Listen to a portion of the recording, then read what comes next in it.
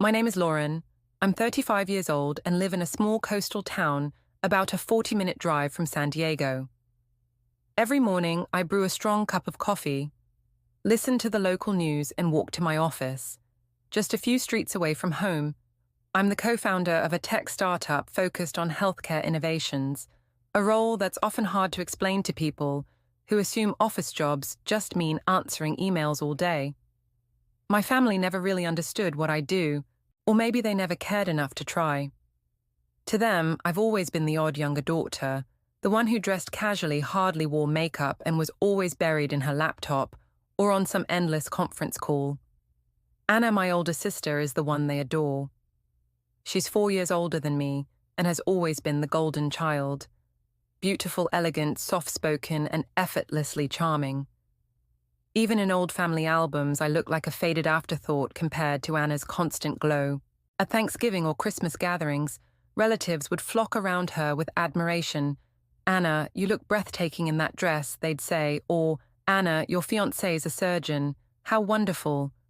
And me, if they even remembered I was there, it would be something like, "Lauren, right? She's doing something with technology, I think." I used to believe that if I worked hard enough, stayed quiet, and carried enough weight on my shoulders, one day, my parents would look at me the way they looked at Anna. But no, the applause, the hopes, the admiration, those belonged to her. I remained the one they described as distant dry, difficult to connect with. They never knew I stayed at the office until 1:00 a.m., solving a major crisis for a public health project worth millions. They never asked what it felt like to build a company from the ground up with a handful of college friends and a dream. When someone asks about my family now, I just smile faintly and say, "We haven't spoken in a while." It's not bitterness, it's just the truth. We haven't exchanged a call, a text, or a card in over 2 years. Silence has filled the gap like a broken bridge no one wants to rebuild. I once believed that family was the place you could always return to. That belief shattered on my mother's birthday. It was late March. I had just finalized a major funding deal with investors from New York and decided to take 3 days off to fly home and help prepare for the party like I always did. Nothing extravagant, just simple support. I called to let them know. My dad picked up. "I'm planning to come back early," I said cheerfully. "Let me know if you need anything." I still remember the strange tone of his voice. There was a short pause, then a heavy sigh. "Lauren, if possible, don't come home this year," he said. I froze. Maybe he was concerned about my workload. I offered quickly, "It's okay, Dad. I cleared my schedule. I really want to be there." But this time, his voice hardened. "Anna's bringing her new boyfriend. He's a CFO, polished, successful, your job." It's hard to explain. You showing up would just invite comparisons. "It's better if you stay away." The words hit like ice. My chest tightened. My hands trembled. Through clenched teeth, I asked, "Are you saying I embarrass the family?" He didn't deny it. In fact, he doubled down. "If you insist on coming, then don't call me your father. If you insist on coming, then don't call me your father." Then he hung up. No hesitation, no second thoughts. My apartment fell into an eerie silence. The coffee cup in my hand had gone cold. I stared blankly ahead, as if the world had split apart with just one sentence. I didn't cry. I simply sat there. And for the first time in my life, I realized something. I was no longer part of the family. I had tried so desperately to hold together. I remained seated in my favorite armchair by the window. Early spring sunlight filtering through the curtains, unable to thaw the coldness inside me. My father's words echoed again, sharp and final. "If you insist on coming, then don't call me your father." I looked down at my hands, my fingers trembling, not with rage, but with something deeper. A breaking point. I had always believed that even if I wasn't loved like Caroline, at least I was still their daughter, but now I knew I wasn't. I stood up and walked to my desk. Without hesitation, I opened my laptop and logged into my banking app. For more than 2 years, I had been quietly sending money to my parents every month, covering their electric bill, their water, their internet, even their cable subscription. Nearly $6,000 a month, not counting the extra, whenever Mum claimed the fridge broke or Dad's car needed repairs. They never asked if I could afford it. They just said, "Caroline's struggling after changing jobs. If you can help, that'd be great." And I helped silently. Like it was some invisible duty assigned to me the moment I earned a paycheck, I scrolled through the transaction history. The total stared back at me. $15, $720. My heart dropped. Not from regret, but from the realization that even after all of that, I was never enough. I hovered over each bill, electric, water, internet, click. Another, auto payment cancelled successfully. The notification said, no alarms, no warnings, just silence, just like how I had always existed in their lives. Mum's birthday came quickly. I didn't call, I didn't send flowers, I didn't post a polite message online. Not out of spite, but because I couldn't pretend anymore. At 5:00 p.m., as I sat on my balcony sipping mint tea, my phone buzzed. It was my mother. I let it go dark. A message arrived. "Sophie, why is the power out? Can you check for us?" Another from Dad. "No water, no internet. Call the providers." Still no one asked, "Are you okay?" Just more orders. Just the same old story. I didn't send it, I deleted it. Not because I regretted it, but because I knew that no matter what I said, they would only hear what suited them. I set my phone down, leaned back in my chair and closed my eyes. My small apartment was still and silent. No accusations, no judgmental looks, no demands. The next morning, Amelia left a voicemail. "Mom's been crying since last night. Do you even understand how important yesterday was? My boyfriend met the family for the first time, and you ruined everything. You're so selfish." I listened to the whole message, and then powered off my phone. For years I had not been selfish enough. Now it was time I opened my work email and checked the weekend operations report.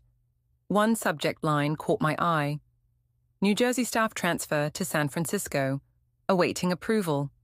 I opened the attached list, skimmed it quickly, and then froze. Daniel Whitmore. The name made my heart skip a beat. I remembered it because just a few days ago, my mother had casually mentioned it. Amelia's boyfriend Daniel worked at a major firm. I narrowed my eyes at the file. Current position, Head of Finance, New Jersey branch, transferring to San Francisco headquarters. Approver, Elena Hartman. Co-founder. A small laugh escaped me. It wasn't joy, just disbelief. The world was smaller than I thought, and the real drama had only just begun. I sat quietly at my laptop, hand resting on the mouse chest hollow, like someone had taken the last piece of a dream I had fought to hold on to. Nearly $16,000, every cent paid by me month after month without reminders or gratitude. Not once had they said thank you, not once. I scrolled through the payment history again, electricity, water, internet, over and over, like I was their unpaid family accountant, forgotten, invisible. I remembered the last midnight call from Mom. "Eleanor, the bathroom pipe burst. Can you call someone? Amelia's away with her boyfriend. You're the only one left." It sounded harmless, but it wasn't. I wasn't a daughter to them. I was just the solution. Now being told not to come home because my presence didn't look good, it finally made sense. All these years I was needed but never loved. My phone lit up again. Another message. No apology, just another request. I set the phone down and stepped onto the porch under the fading spring sun, breathing in the crisp air. If life were a comedy, this was its cruelest joke. I returned to my desk and opened the email. The subject line immediately caught my eye. New hire confirmation, Ethan Walker, transfer to Seattle office. I clicked on the profile. Everything lined up. Age, experience, degrees, a polished resume, exactly the type Madeline would fall for. Educated, established, charming on paper. I glanced at the attached photo. Something about him looked familiar. Then I remembered we had briefly met at a conference about 6 months ago. He had shaken my hand and politely called me co-founder Bennett, but neither of us had made the connection. Or maybe I never cared enough about Madeline to notice who she was dating. Now I had a decision to make. Approve the transfer or deny it. But I knew I didn't need to lift a finger. Life had already written the perfect script. I simply had to sit back and let it unfold. When Madeline realized her boyfriend would now be reporting to the sister she thought was an embarrassment. The next day, Ethan arrived at the office. He stepped into my workspace, holding a folder, his face slightly tight. When I looked up, his eyes widened in shock. "Harper?" he asked, voice low.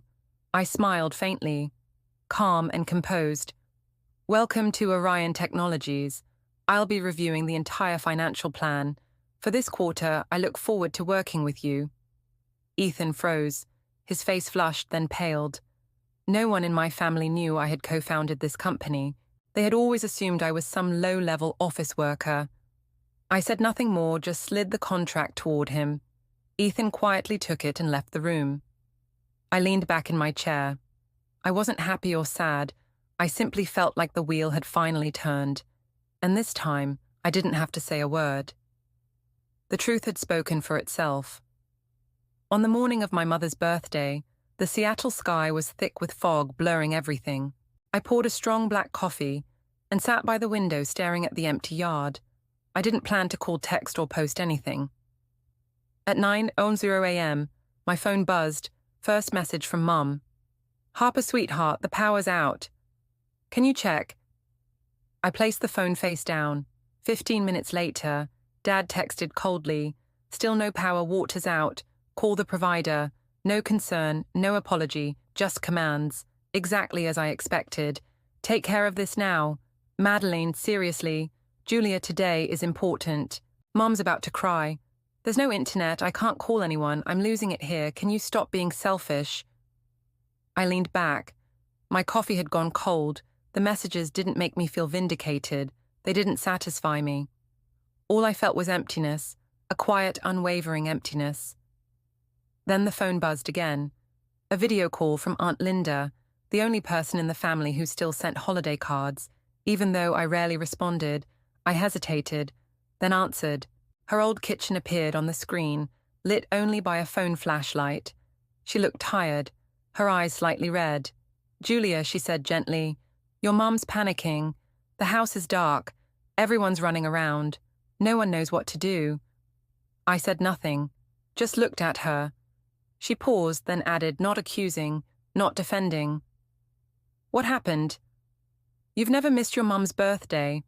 I know you have your reasons, but say something." I took a deep breath, keeping my voice steady. Dad said I made the family look bad. Told me if I insisted on coming, I shouldn't call him my daughter anymore. "What do you think I should do after that?" Aunt Linda froze. Her expression changed immediately. In the background, I heard chaos. My mother shouted, "She's probably just sulking. No one would be heartless enough to do this." Then a sharper voice. "Madeline Ryan's almost here. Someone call the power company already. I can't believe she did this to us today. Signed." I gave a slight, joyless smile. Aunt Linda heard everything. She didn't defend, anyone didn't say a word. Then unexpectedly, the screen shifted. A new face appeared. Ryan, neat suit, polished expression, just like his resume photo. He stared at the screen and blurted out involuntarily, "Julia." Everyone went silent. "You're Julia Bennett, the one who runs Helix Technologies?" he asked. I nodded, my gaze steady. A long pause. Then Ryan turned to everyone. "She's my direct superior and the one who approved my transfer to Seattle." Stunned silence, Madeline's jaw dropped. My parents froze. I calmly said, "Hope your introduction today goes well," then ended the call. I set my phone down outside. The weak afternoon light barely touched the cloudy sky. No more words, no texts, no follow-ups. The truth had spoken, and I hadn't needed to say a thing. I could picture the scene as clearly as if I were replaying a movie. My mother so flustered she nearly dropped the cake tray. My father red-faced, gripping the edge of the table, and the relatives, those who only came for food and gossip, sitting in stunned silence, their eyes darting nervously as they tried to process what had just happened. Aunt Linda still had the video call, running her gaze, no longer curious, but carrying something closer to respect. She didn't say much, just gave me a small nod before ending the call. That evening, I received the first message from Madeline Long. Messy, a confusing mix of anger and desperation. You knew all along, didn't you? You let it happen right during the party. Mum's been crying all night. Ryan doesn't even know what to say. Don't you think that was cruel? Julia. I watched the message pop up but didn't open it immediately. Instead, I made a cup of chamomile tea and sat on the couch, letting the steam ease the tightness in my chest. I didn't feel joy, but I didn't feel guilt either. After about 10 minutes, I replied with just a few lines. You say I was cruel. I was just at home. I didn't start the video call. I didn't call myself his boss. I didn't do anything. And if one truth was enough to ruin the whole party, maybe that party was never built on anything real to begin with. I hit send and didn't wait for a response. Half an hour later, my phone buzzed again. This time, it was my mother. The message was short. I never thought you'd choose this way to hurt the family. I closed my eyes and leaned back in my chair. Hurt the family, I remembered being shut out of a family event overlooked because my career wasn't impressive enough. I remembered paying bills for 2 years without a single thank you. I remembered trying so hard to belong, and now I was done. Around 10:00 p.m., I received an email from Ryan. Julia, I'm sorry I didn't realize sooner. I respect your work and the way you handled today. I'm ashamed, but not because of you. I replied, Ryan, you don't need to apologize. Everyone chooses how they see others. Sometimes silence is the greatest strength. Tomorrow, life would go on. But now, finally, they knew exactly who I was. I'm not ashamed that you're Hannah's sister. I'm ashamed that I didn't see her true self sooner. I can't stay in a relationship where basic respect doesn't exist. As of today, I'm ending things with Hannah. Thank you for staying silent yesterday, and thank you for leading the way. You do quiet, but strong and fair. Evan. I read the message twice, then leaned back in my chair. I wasn't happy that Hannah had been dumped. I just felt something settle right inside me. For the first time, someone outside had finally seen what I had lived through for years. The things I was told I was too sensitive about, too cold for staying silent about. I didn't reply. There was no need. About 2 hours later, as I was reviewing the financial summary from the finance team, my phone buzzed. A message from Hannah. Emily, I know you're busy, but could you please talk to Evan for me? He's misunderstanding everything. I looked at the message calm and unmoved. I didn't respond right away. Less than 5 minutes later, another message came through. You're his boss. You have influence. If you say something, he'll reconsider. Why? I stood up and walked to the window, gazing down at the bustling street below. All those years I had wished for one message from Hannah, one word of encouragement when I was struggling, just to check in when I felt invisible. But there was never anything. Now, with her relationship crumbling, she turned to me, not to apologize, but to fix it. I returned to my desk and typed slowly. Evan didn't leave because of anything I said. He left because of who you are. And maybe for the first time he really saw it. Hannah didn't reply immediately. About an hour later, another message arrived. You're right. But I don't want to lose him, I'll change. Please, just this once. I didn't respond. Not because I was angry, but because I was past the point of explaining. That evening, as I left the office, the early spring breeze was still sharp, but the sunset glowed deep and gold across the skyline. Maybe for the first time in years, I felt light. I hadn't sought revenge. I had simply lived my truth. And this time, no one could take that away from me. No warm greetings, just a heavy silence, stretching from the hallway into the living room. I poured some water, set down 2 glasses, and sat across from them. My mom glanced around the apartment, simple, tidy, and untouched by anything they had ever given me. My dad spoke first, about your mum's birthday.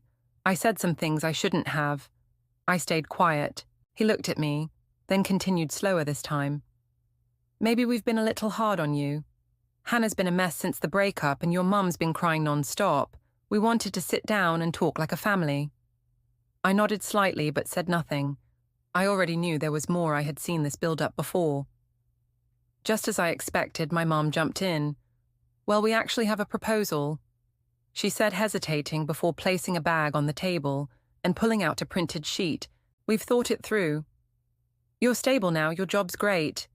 If possible, we're hoping you could help us with a monthly contribution, around $2,000, just enough to cover living costs, insurance, and a little retirement savings." I looked up. $2,000 a month. I asked, my voice steady. My dad quickly added, "It's not much for someone in your position, we're family." "Emma," I sat up straighter, "and Hannah?" I asked. My mum hesitated. "She's not doing well after the breakup. Her job's uncertain. We can't pressure her." I let out a soft laugh, not bitter, just tired. Hannah had always been the one who couldn't be pressured. I had always been the one who could. I looked directly at them. "If Hannah agrees to contribute her part, $1,000, and you sign a contract that clearly states, when you both pass, all assets, including the house, will belong to me." Silence filled the room. My father's face flushed red. "Are you seriously giving your parents conditions?" I didn't blink. Not conditions. Principles. I already spent nearly $16,000 on this family over 2 years without acknowledgement. If you want help, it has to be clear. My mother turned to him, her voice trembling. "Maybe we should talk it over." But he shot up, slamming his hand on the table, making the glasses rattle. "We raised her for over 20 years, and now she demands a contract." I stayed seated, calm. "Dad, I don't owe you." They left without hugs, without goodbyes. In the quiet that remained, I knew this time I had written the final line. Mornings with coffee, strategic meetings that stretched late into the night, signing deals with partners who once doubted that a young woman could run a tech company. And through it all, I stopped feeling guilty. I stopped believing I was wrong for saying no, for refusing to be the backup wallet, the default fixer simply because I could. Because eventually you realize that love cannot be measured in monthly payments. It cannot be forced through guilt or duty. If affection only exists as long as you pay the bills, then it's not family, it's a transaction. I started cutting the invisible strings that tied me to the roles they had silently assigned me. I no longer used a family photo as my phone wallpaper. I stopped remembering Hannah's birthday. I didn't mark the holidays with cards or little gifts. I no longer hovered over guilt-ridden texts. I learned to put the period on the sentence myself instead of waiting for an apology that would never come. One day during a team meeting, Evan now, officially our company's head of finance, walked in with an investment report. He worked with quiet professionalism and kept a respectful distance. We never talked about Hannah, not once, and I appreciated that. Some things, when fully understood, are better left unspoken. That afternoon, as I left the office, rain drizzled gently against the sidewalks. I stopped at a small, familiar cafe and chose a seat by the window. On the wall was a carved wooden sign. Home is not always a place. Sometimes it's a choice. I sipped my latte, reflecting on the path I had chosen. There was a time when I believed that if I stayed quiet, gentle and responsible enough, I would finally be accepted. But the truth is, if you allow people to get used to disrespecting you, they will start seeing your sacrifices as obligations and your silence as permission. I chose to stand up, not to rebel against my family, but to protect myself. I chose boundaries, not out of selfishness, but because self-worth should never be defined by someone else's pity. If someone were to ask, "Sophie, do you regret not helping when your family needed you?" my answer would be simple. I regret that it took me so long to realize I deserved more. Real family sees you as a person, not a wallet, not a fallback, not an afterthought. And sometimes choosing yourself is the bravest thing you can do. She chose dignified silence to reaffirm her worth, and sometimes the firmest action is the very first step toward true peace. After years of being overlooked, dismissed and quietly burdened with expectations no one else carried, Ava finally stood her ground, not with anger, not with shouting, but with quiet strength that spoke louder than any argument ever could. Ava realized that protecting her peace did not make her cruel. It made her wise. There comes a point when silence is no longer a retreat, but a choice, a powerful act of self-respect. She understood that explaining herself to people, committed to misunderstanding her, was a battle she no longer needed to fight. Choosing herself after years of being treated like an afterthought wasn't selfish, it was necessary. Too often, society tells us that family bonds must be preserved at all costs, even at the expense of our own dignity. But true family is not defined by obligation, guilt, or endless sacrifice. It is defined by mutual respect, love, and acceptance. What do you think about Ava's decision? Was she too harsh, or was she simply doing what she needed to heal after so many years of silent hurt? Share your thoughts in the comments below. Have you ever faced a moment where choosing yourself felt like the hardest but most necessary thing to do? Maybe you too have experienced the weight of unspoken expectations, or the loneliness that comes from realizing you were only valued when you were useful. Ava's story reminds us that sometimes walking away quietly is not an act of cruelty, it is an act of self-preservation. It is saying, I deserve to be valued, not just tolerated. It is learning that boundaries are not walls to shut people out, but doors to protect what matters most, your peace, your heart, and your worth. If her story resonated with you, you are not alone. Many carry silent scars from those closest to them, and many like Ava are finding the courage to choose a different path, a path where they no longer apologize for existing, for succeeding, or for simply needing respect. Don't forget to follow the channel for more deep emotional and meaningful stories that celebrate growth, healing, and the quiet strength found in choosing yourself. Your journey matters, and your voice is welcome here.